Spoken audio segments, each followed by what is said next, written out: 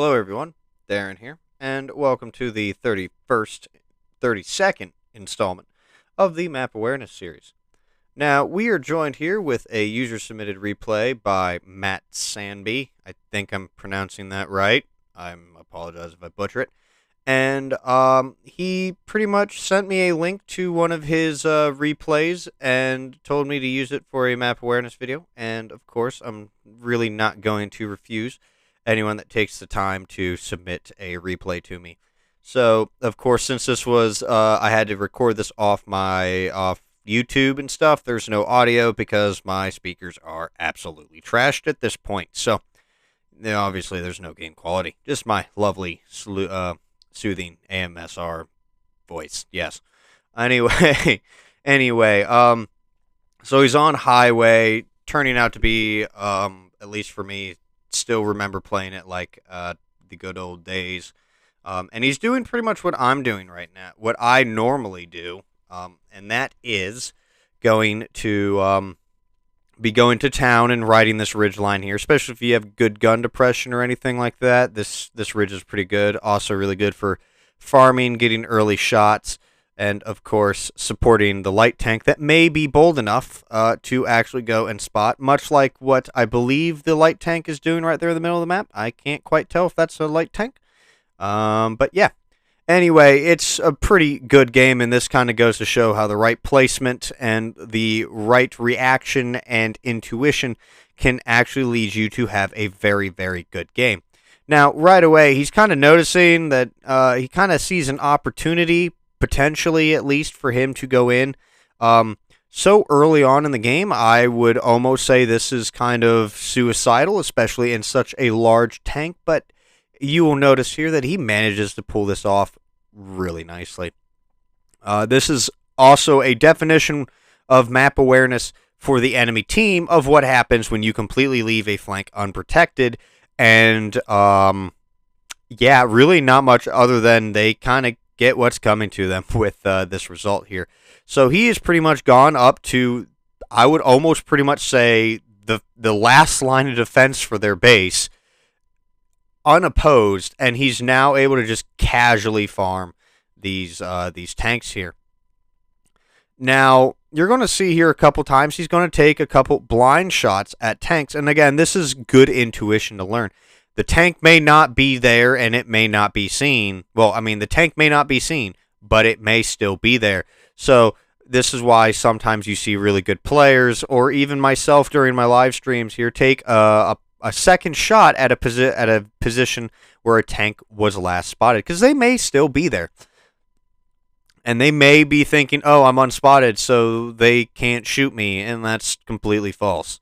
So, again, just doing a very, very good job of keeping his gun hot, keeping a presence, keeping that waffle back from doing any actual harm at this point. You know, he keeps poking out and be like, hey, I'm here, and forcing the waffle to reposition or try and get out. But unfortunately with this waffle, he's either reloading or he just doesn't want to get shot, and he's just being farmed.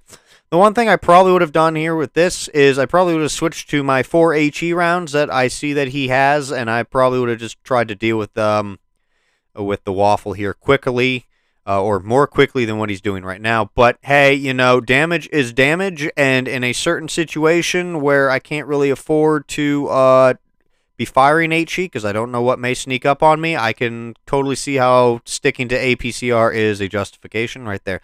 So good intuition on keeping that possibility in the back of his mind. Is like, I'm not going to risk firing HE. As you can see, target-rich environment to where I could totally see why you would not be firing HE, because, you know, what if you need to transition to a different tank? HE is not really going to help that much. And, of course, now we're moving to help out that tank that just died, and now we're just going to deal damage to the Bat Chat. So far, this game has been nothing but really just farming and kind of teaching the enemy team about map awareness. Because, again, as you can see here, it was good map awareness and intuition on Matt's part here. Apologies, I'm just going to call you Matt. Matt's part to kind of see a hole in their line and try and exploit it. And as you can see, that paid off spectacularly for them.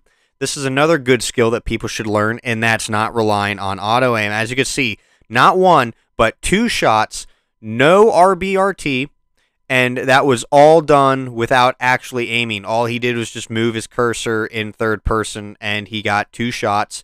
And then that last one, really, I'm not surprised if he auto-aimed with that one because, I mean, the 48 Patton has really, really good on-the-move accuracy.